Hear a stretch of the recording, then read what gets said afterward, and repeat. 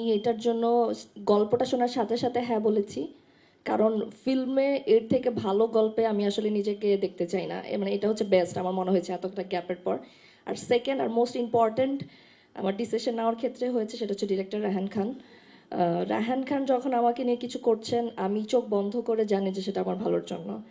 So এইটা ছিল হচ্ছে প্রথম এই ফিল্মটা করার পেছনে এক গল্প, সেকেন্ড ডিরেক্টর।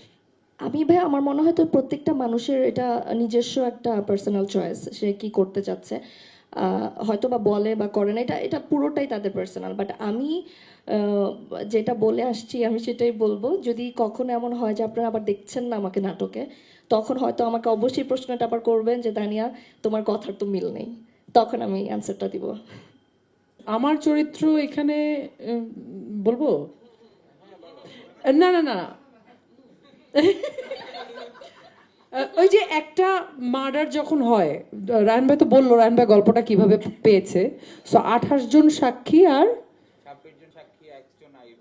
26 জন সাক্ষী এবং একজন আই উইটনেস, সেই আই উইটনেস হচ্ছে আমি। এক কথায় শেষ, এর বাইরে বেশি কিছু আর বলা যাবে না।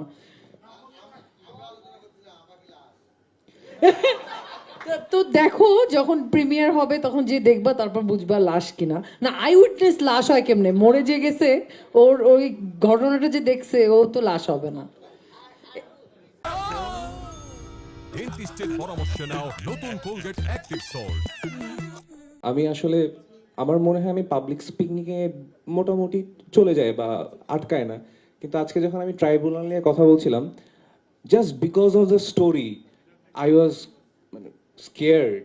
আমি যাই বলি না কেন কম হবে, এবং আমি খুব সাহস নিয়ে বলতে পারি দর্শকদের জন্য যারা আপনার ট্রাইব্যুনাল দেখবেন, ট্রাইব্যুনাল দেখার পরে আপনার অনুভূতি আমি জানতে চাই। মানে আপনার যদি খারাপ লাগে আপনি মন খুলে বলবেন যে খারাপ লেগেছে, দরকার পড়লে দুটা গালি দিয়ে যান, কোনো চাপ নাই, কিন্তু সিনেমাটা দেখেন। এবং আমি এটাও বিশ্বাস করি এই সিনেমা যদি 100 মানুষ কোনো একটা হলে দেখে, সেই 100 মানুষ আরো 10 লাখ মানুষকে দেখাবে।